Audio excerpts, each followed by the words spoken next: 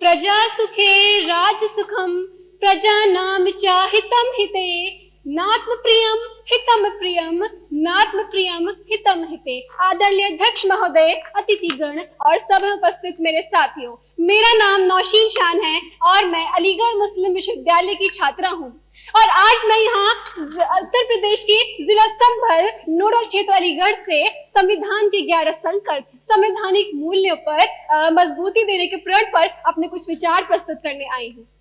माननीय प्रधानमंत्री श्री नरेंद्र मोदी जी ने 14 दिसंबर 2024 को लोकसभा में संविधान गौरवशील यात्रा पर चर्चा के दौरान विकसित भारत के लिए 11 संकल्प प्रस्तुत किए, जो कि आरक्षण, महिलाओं के नेतृत्व में विकास, भ्रष्टाचार के प्रति जीरो टॉलरेंस आदि जैसे संकल्प शामिल हैं। अध्यक्ष महोदय, यह संकल्प हमारे संवैधानिक मूल्यों जैसे न्याय, स्वतंत्रता, समानता आदि को सुदृढ़ मार्गदर्शन प्रदान करते हैं। इन संकल्पों को अपने दैनिक जीवन में ग्रहण करके हम एक विकसित भारत का निर्माण कर सकते हैं। युवा देश का भविष्य है और इन्हीं संकल्पों के माध्यम से वे इन्हीं संकल्पों को आत्मसात करके राष्ट्र निर्माण का में सक्रिय भागीदार बन सकते हैं। किंतु अध्यक्ष महोदय, अधिकांश युवा तो संविधान की गहराई से ही वंचित है कि मैं भारत देश की बेटी हूँ, हरगिज डर नहीं सकती और आवाज उठाना हक है मेरा, पीछे हट नहीं सकती। कभी कभी ये संकल्प केवल औपचारिकता बनकर रह जाते हैं। अध्यक्ष महोदय, ये संकल्प को लोग केवल एक दिन की रस्म समझकर ही भूल जाते हैं। संकल्प लेना आसान है, किंतु उन्हें अपने दैनिक जीवन में उतारना अत्यधिक मुश्किल। उदाहरण स्वरूप, भ्रष्टाचार मुक्त भारत का सपना तभी सार्थक होगा जब प्रत्येक युवा, प्रत्येक नागरिक ईमानदारी से कर्तव्य करे। अध्यक्ष महोदय, यह बिल्कुल सटीक बात है कि जब हम कोई बड़े स्तर पर निर्णय लेते हैं तो उसमें कठिनाइयां तो आती ही हैं, किंतु उनका समाधान भी होता है। 2047 तक इन संकल्पों के माध्यम से देखा गया सपना भले ही पहाड़ जैसा लगे, किंतु याद रखिए कि पहाड़ भी आशा के छोटे कंकड़ से बना होता है। अंत में अपनी वाणी को विराम लगाते हुए मैं बस यही कहना चाहूंगी अध्यक्ष महोदय कि प्रत्येक युवा का ये उत्तरदायित्व होना चाहिए कि वह इन संकल्पों को केवल नारेबाजी न समझे, बल्कि इन्हें अपने दैनिक जीवन में उतारे, अपनी दिनचर्या में उतारे, अपने व्यवहार में उतारे। और यदि वे ये चाहते हैं कि उनके मुंह में खाने का निवाला देकर बचाने का काम भी कोई और करे, तो यह तो असंभव होगा। अध्यक्ष महोदय, स्वामी विवेकानंद जी के कुछ बोल द्वारा विराम देना चाहूंगी कि उत्तिष्ठ जागृता प्राप्य वरानि निबोधतः, यानी उठो, जागो और अपनी लक्ष्य की प्राप्ति करो। और ये हर एक युवा के लिए है, इस भवन में बैठे प्रत्येक व्यक्ति के लिए है। जय हिंद, जय भारत, जय संविधान। Following up next is Rimsha Afreen from Aligarh. हम चाहे दुनिया का सबसे सुंदर संविधान क्यों न रच ले, पर वो भी बेकार होगा जब तक उसे कारगर करने वाले लोग ना हो।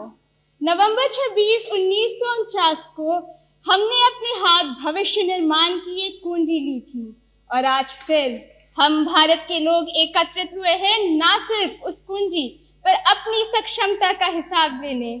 Greetings, honorable dignitaries, the respected panel of judges and esteemed members of the House. I, Rimsha Afreen, rise from the historic town of Aligarh to present my views on 75 years of the Indian Constitution, a journey of rights, duties and progress. I am speaking of a document which raised Ambedkar from the margins of a class to the hem of the nation, which believed in the judgment despite the illiteracy of its people. I am speaking of a charter crafted with prudence and thought. But the test remains the magnificent ideals of social and economic justice, evenness, as Dalit workers drown in gutters and the status of an individual is determined not by his karma, but by the accident of his birth, where we renounce practices derogatory to the dignity of women as our courts hold deny sexual violence to be rape, and as our economy expands and flourishes. 73% of the wealth we make is garnered by those 1% at the top. The 670 million, poorest 670 million see a unit percent increase in wealth, and the number of our billionaires jumps from mere 9 in 2000 to 343 today. Now, my fellow countrymen, picture the last man in the row, the poorest and the weakest you have seen, and answer in what measure has his life improved. That indeed should be the guide, not just to our national life, but to all individual and collective endeavor. Thank you.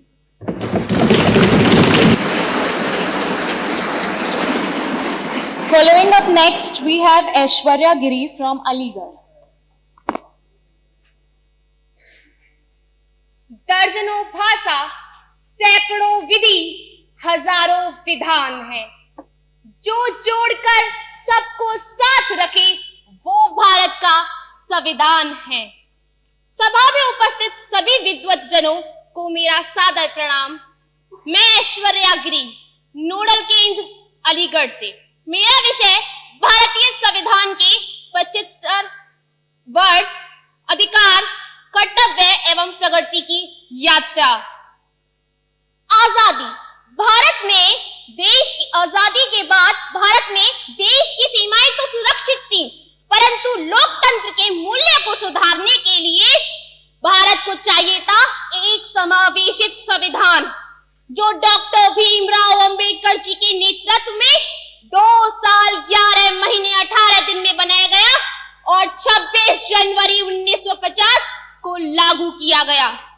संविधान हमारे देश का एक पवित्र ग्रंथ है, जो सामूहिक और व्यक्तिगत स्वाभिमान को सुनिश्चित करता है और स्पष्ट करता है कि भारत लोकतंत्र की जननी है। इन 75 वर्षों में हमारे भारतीय संविधान ने लोकतंत्र को स्थापित करने में एक महत्वपूर्ण भूमिका निभाई है, क्योंकि यह सरकार की संरचना, नागरिकों के अधिकारों, शासन के बंटवारे को सुनिश्चित करता है, क्योंकि यह एक निष्पक्ष और जवाबदेह शासन व्यवस्था को सुनिश्चित करता है।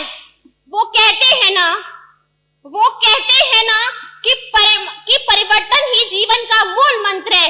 इसलिए समय के साथ साथ समाज भी बदलना चाहिए, कानून भी बदलना चाहिए और देश भी बदलना चाहिए। इसलिए हमारी संविधान सभा ने भी यह स्वीकार किया था और अनुच्छेद 368 के अंतर्गत हमारी संविधान सभा ने संविधान संशोधन का प्रावधान दिया था। संसद द्वारा पारित अनेक अधिनियमों से जन आकांक्षाओं को अभिव्यक्ति मिली।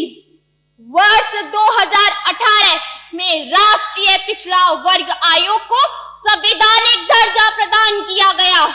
नारी शक्ति वंदन अधिनियम के द्वारा महिलाओं की लोकतंत्र में एवं देश में हर जगह एक अलग ही पहचान है, अलग ही भूमिका है।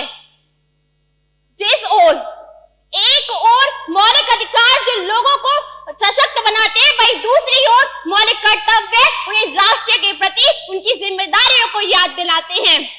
अंत में मैं इतना कहना चाहूंगी कि सभी नागरिकों को अपने संवैधानिक आदर्शों को अपने आचरण में उतारें और कर्तव्यों का पालन करें और वर्ष 2047 तक विकसित भारत के निर्माण में राष्ट्रीय लक्ष्य के प्रति अपने समर्थन के साथ आगे बढ़े। और वो दिन दूर नहीं जब हम गर्व से कह पाएंगे कि हम होंगे कामयाब, हम होंगे कामयाब। मन में है विश्वास, पूरा है विश्वास, हम होंगे कामयाब।